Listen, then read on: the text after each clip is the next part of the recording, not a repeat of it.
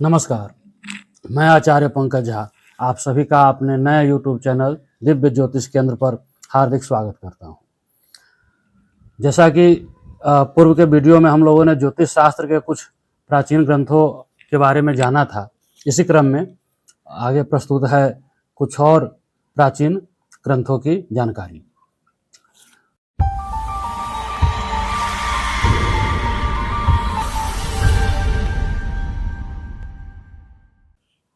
यह जो मेरे हाथ में अभी यह पुस्तक उपलब्ध है, यह है नाहनी दत्त पंचविंशतिका, जिसे नाहनी दत्त 25 भी कहते हैं।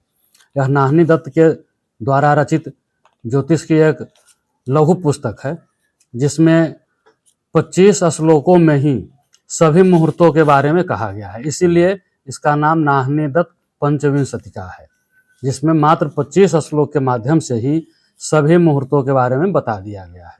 विवाह मुहूर्त, विरागमन मुहूर्त, पुंसवन, सीमंतोन्नयन, नामकरण, निष्क्रमण, अन्नप्राशन, चूड़ाकरण, मुंडन, विद्यारंभ, इस प्रकार से सभी मुहूर्तों के बारे में इसमें बताया गया है।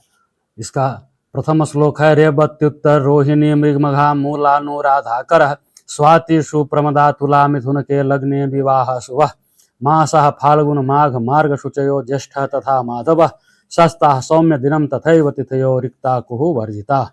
श्लोक भी बहुत ही सुंदर और स्मृति में रहने वाला है।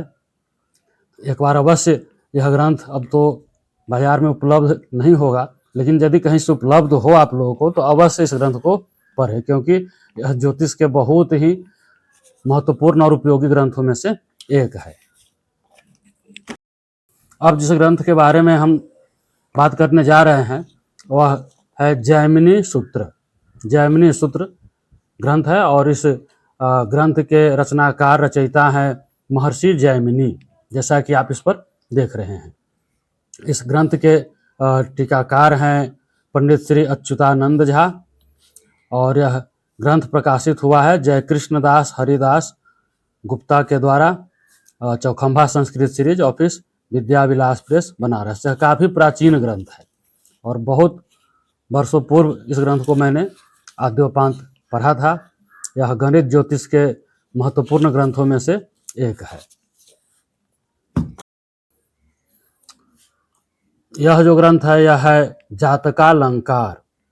यह भी बहुत प्राचीन ग्रंथ है और यह गणेश दैवज्ञ के द्वारा रचित है।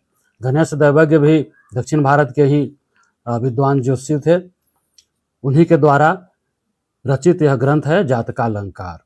इस ग्रंथ के प्रकाशक हैं master Khilari Lal and sons. टीकाकार हैं पंडित श्री सीताराम झा और इसमें भी ज्योतिष के बहुत ही महत्वपूर्ण विषयों को समाहित किया गया है। प्रथम जो अध्याय है वह है संज्ञाध्याय, जिसमें लग्न आदि 12 भावों की संज्ञा, केंद्र आदि की संज्ञा, ग्रहों के मित्र और शत्रुओं के बारे में बताया गया है। दूसरा अध्याय है भावाध्याय, जिसमें तनुभाव, शुभ योग, अनिष्ट योग, धन भाव आदि 12 भावों के बारे में इसमें बताया गया है। फिर तीसरा अध्याय इसमें योगाध्याय, जिसमें ग्रहों से बनने वाले योगों के बारे में बताया गया है। चौथा अध्याय है विषकन्याध्याय, जिसमें स्त्रियों की कुंडली में जो विषकन्या आदि योग होता है उसके बारे में और विषकन्या योग का भंग कैसे होता है, किन योगों के रहने पर कुंडली में, उसके बारे में बताया गया है। पंचम अध्याय इसमें है आयुर्दायाध्याय, जिसमें आयु के बारे में, आयु की चर्चा की गई है। और छठा अध्याय है व्ययतस्थ भाव फलाध्याय, यानी